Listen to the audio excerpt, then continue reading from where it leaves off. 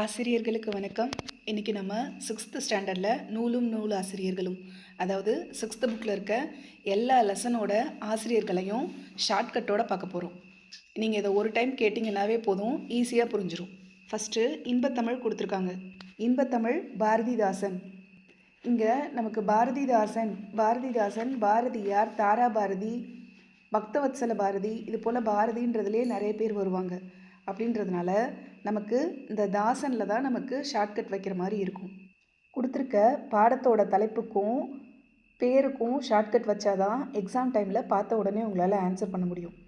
இங்கே இன்பத்தமிழ்னு கொடுத்துருக்காங்களா, இதில் நீங்கள் சன்னை ஷார்ட்கட்டாக எடுத்துக்கோங்க. இன்பத்தமிழ் நம்மளோட சன்னுக்கு, அதாவது நம்மளோட மகனுக்கு தமிழ் படிக்கிறது தான் இன்பத்தை கொடுக்குது அப்படின்றத ஷார்ட்கட்டாக வச்சுக்கோங்க. ஒரு சிலர்லாம் நம்ம ஸ்கூல் டேஸில் நமக்கு தமிழ் சப்ஜெக்ட் தானே ரொம்ப விருப்பமாக இருக்கும். இங்கிலீஷு, மேக்ஸு, சயின்ஸு, சோஷியல் நிறைய இருந்தாலும் தமிழ் சப்ஜெக்ட் படிக்கக்குள்ளே தான் நமக்கு ரொம்ப சந்தோஷமாக இருக்கும். அப்போ நம்ம சன்னுக்கு சன் இன்பத்தமிழ், அவங்களுக்கு தமிழ் சப்ஜெக்ட் படிக்கிறது ரொம்ப இன்பமாக இருக்கும். த்ரோட் இன்ஃபெக்ஷன் இருக்கிறதுனால வாய்ஸ் ஒரு மாதிரி பிரேக் ஆகுது, கொஞ்சம் அட்ஜஸ்ட் பண்ணிக்கோங்க. தமிழ் கும்மி யாருன்னா பெருஞ்சித்திரனார். இதை எப்படி ஷார்ட்கட்டாக வச்சுக்கலான்னா, இந்த காலத்து பொண்ணுங்களுக்கெல்லாம் கிராமத்தில் இந்த கும்மி அடிக்கிறது அப்படிலாம் சொன்னால் அது வந்துட்டு பெரிய சித்திரவதையாக இருக்குது அப்படின்னு சொல்கிறாங்க அப்படின்றத ஷார்ட்கட்டாக வச்சுக்கோங்க. அப்போ கும்மி, அப்போ கிராமத்தில் எல்லோரும் கும்மி அடிப்பாங்கல்ல, பெரியவங்கள்லாம் கும்மி அடிப்பாங்க. அதை பார்த்துட்டு வயசு பொண்ணுங்களையும் நீங்களும் வந்து கும்மி அடிங்க அப்படின்னா, இந்த கிளவியோட பெரிய சித்திரவதையாக இருக்குடா அப்படின்னு நினைப்பாங்கல்ல, அதுதான். அப்போ தமிழ் கும்மினா பெருஞ்சித்திரனார், அதாவது பெரிய சித்திரவதை. அது ஆக்சுவலாக சித்திரவதை இல்லை, அது ஒரு கைண்ட் ஆஃப் எக்ஸசைஸ், அது ஒரு ஹாப்பினஸ் கொடுக்குற ஒரு மூமெண்ட்டு தான். பட் ஷார்ட்கட்காக நம்ம அப்படி வச்சுக்கிறோம். அப்போ தமிழ் கும்மி பெருஞ்சித்திரனார். நெக்ஸ்ட்டு சிலப்பதிகாரம் இளங்கோவடிகள், இதுக்கு ஷார்ட்கட் தேவைப்படாது. காணி நிலம் பாரதியார். இதை எப்படி ஞாபகம் வச்சுக்கலான்னா,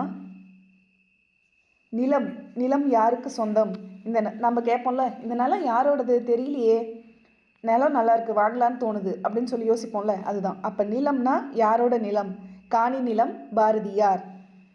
இங்கே பாரதியார் பாரதிதாசன் வந்துச்சுன்னா பாரதிக்கு ஷார்ட்கட் வைக்காதீங்க எப்போவுமே, அதுக்கு அடுத்து இருக்கிறதுக்கு ஷார்ட்கட் வச்சாதான் உங்களுக்கு ஈஸியாக வரும். அப்போ நிலம்னு வந்ததுனாவே இந்த நிலம் யாருக்கு சொந்தம் அப்படின்றது நமக்கு ஞாபகம் வரணும். காணி நிலம் பாரதியார். நெக்ஸ்ட்டு திருக்குறள் திருவள்ளுவர், இது நீங்களே போட்டுருவீங்க. மூதுரை ஔவையார்.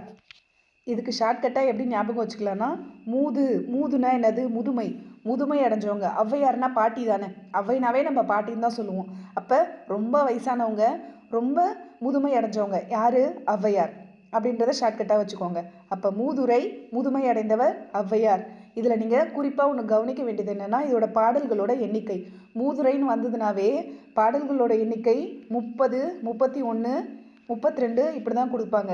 ஏன்னா இதை வந்து ஒரு ஓல்டு கொஷின் பேப்பரில் கேட்டிருக்காங்க. இந்த கொஷின் மூதுரையில் உள்ள, வாய்ஸ் ரொம்ப மோசமாக இருக்கா, அட்ஜஸ்ட் பண்ணிக்கோங்க. மூதுரையில் உள்ள பாடல்களின் எண்ணிக்கை அப்படின்னு கொடுத்துட்டு 30, 31, 32 இப்படி கேட்பாங்க.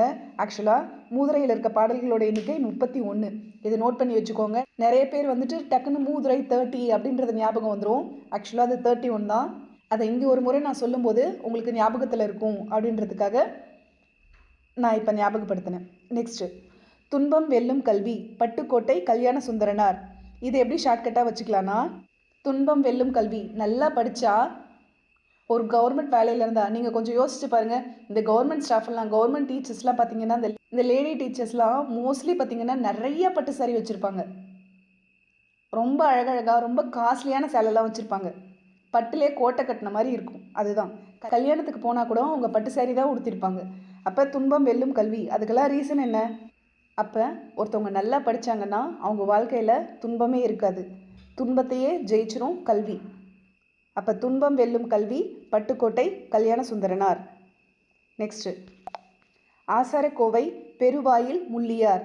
இது எப்படி ஷார்ட்கட்டாக வச்சுக்கலான்னா, கோவைனா என்ன சொல்லுவோம், கோயம்புத்தூர் அப்படின்னு சொல்லுவோமா. இது ஷார்ட்கட்டுக்காக மட்டும்தான் சொல்கிறேன். கோயம்புத்தூர்லேருந்து பார்த்துட்ருக்க சார் மிஸ் யாராவது இருந்தீங்கன்னா சண்டைக்கு வந்துடாதீங்க. இந்த கோயம்புத்தூர் பாஷைன்னு ஒன்று சொல்லுவாங்கள்ல, கோயம்புத்தூர் குசும்பு அப்படிலாம் சொல்லுவாங்கள்ல, இந்த கோயம்புத்தூர்காரவங்களுக்குலாம் பெரிய வாய்டா சாமி, அவங்கக்கிட்ட வாய் கொடுத்தா மீளவே முடியாது அப்படின்னு சொல்லுவாங்கள்ல. அப்போ கோயம்புத்தூரில் இருக்கவங்களுக்கெல்லாம் கொஞ்சம் அதிகமாக பேசுவாங்க. இங்கே பெருவாயில் அப்படின்றத பெரிய வாயின்னு ஞாபகம் வச்சுக்காதீங்க. அதாவது பெருவாயின்னா நிறைய பேசுவாங்க, நிறைய பேசிக்கிட்டே இருப்பாங்க. ரொம்ப அன்பானவங்கன்னு வச்சுக்கலாம். பார்த்துட்டா விடவே மாட்டாங்க, நல்லா பேசிக்கிட்டே இருப்பாங்க அப்படின்றத வச்சுக்கலாம். அப்போ கோவை, ஆசார கோவை, கோவையில் இருக்கவங்கலாம் நல்லா பெரிய வாய் கொண்டவங்க, அதாவது பார்த்தா பேசிக்கிட்டே இருப்பாங்க அப்படின்றத ஷார்ட்கட்டாக வச்சுக்கோங்க. நெக்ஸ்ட்டு நானிலம் படைத்தவன், நானிலம் படைத்தவன் முடியரசன். இது எப்படி ஷார்ட்கட்டாக வச்சுக்கலான்னா நானிலம், நானிலம்னா மாநிலம் இல்லை 4 பக்கமும் நிலம், நிறையா நிலம் வச்சுருக்கவங்க யாராக இருப்பாங்க அந்த காலத்தில்?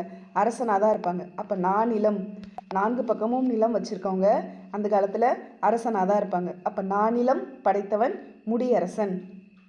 பாரதம் அன்றைய நாற்றாங்கால், தாராபாரதி. இது எப்படி ஷார்ட்கட்டாக ஞாபகம் வச்சுக்கலான்னா ஷார்ட்கட்டுக்கு முன்னாடி நான் ஒரு இன்ஃபர்மேஷன் சொல்லிடுறேன். தாராபாரதியோட இயற்பெயர் என்னன்னு உங்களுக்கு தெரியுமா?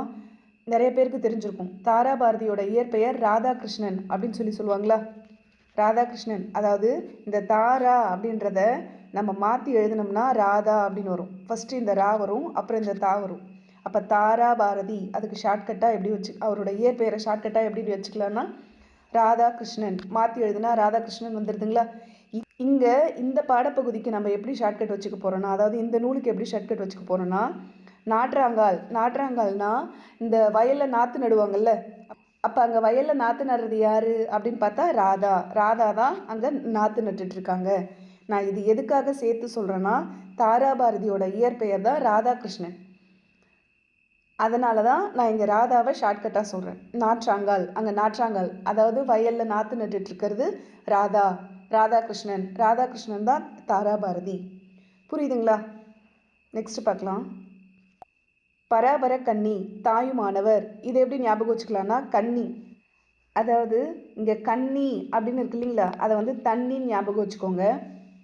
தண்ணி. இப்போ ரொம்ப தாகமாக இருக்காங்க, ஏதாவது ஒரு பஸ்ஸில் ரொம்ப ட்ராவல் போயிட்டுருக்காங்க, ரொம்ப ட்ராவல் போயிட்டுருக்கும்போது அவங்களுக்கு ரொம்ப தண்ணி தாகமாக இருந்ததுன்னா நம்ம பக்கத்தில் இருக்கோம், பாட்டி உங்களுக்கு தண்ணி வேணுமா அப்படின்னு சொல்லி கொடுத்தோம்னா அந்த டக்குன்னு தண்ணி குடிச்சிட்டு என்ன சொல்லுவாங்க? கண்ணு, இங்கே கண்ணின்றத தண்ணின்னு வச்சுக்க சொன்னேன்னா அப்போ தண்ணி குடிச்சிட்டு கண்ணு உனக்கு தாய் மாதிரி மனசுமா அப்படின்னு பாராட்டுவாங்களா?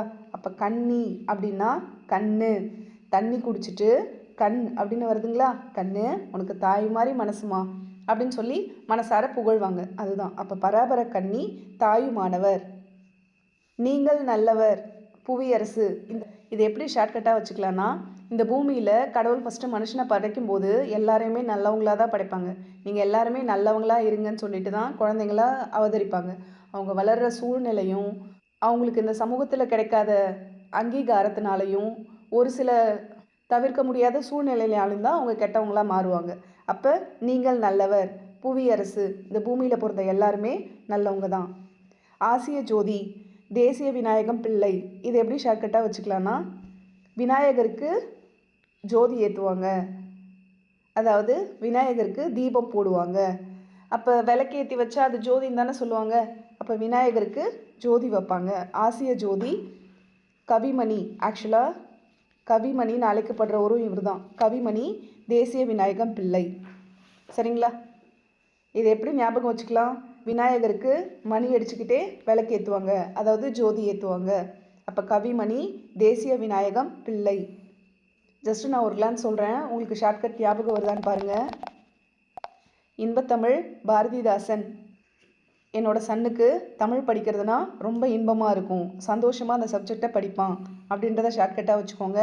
தமிழ் கும்மி, பெருஞ்சித்திரனார். கிராமத்தில் பொண்ணுங்களை கும்மி அடிக்க சொன்னாவே அவங்களுக்கு அது ஒரு பெரிய சித்திரவதையாக நினைக்கிறாங்க.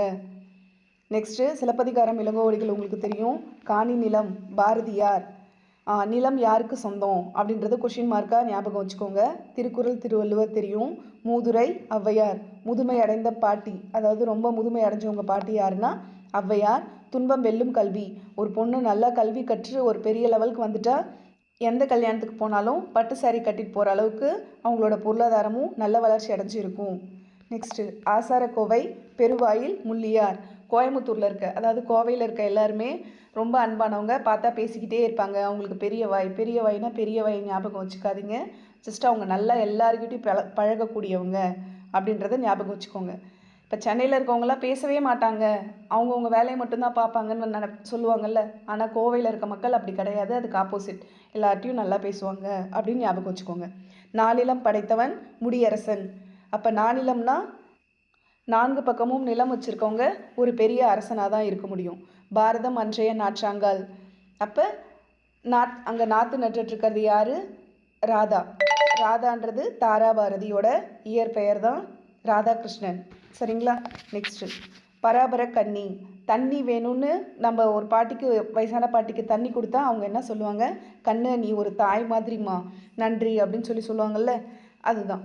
நீங்கள் நல்லவர். இந்த பூமியில் இருக்க எல்லாருமே நல்லவங்க தான். ஆசிய ஜோதி. விநாயகருக்கு மணி அடிச்சுக்கிட்டே விளக்கு ஏற்றுவாங்க. அப்போ ஆசிய ஜோதி கவிமணி தேசிய விநாயகம் பிள்ளை.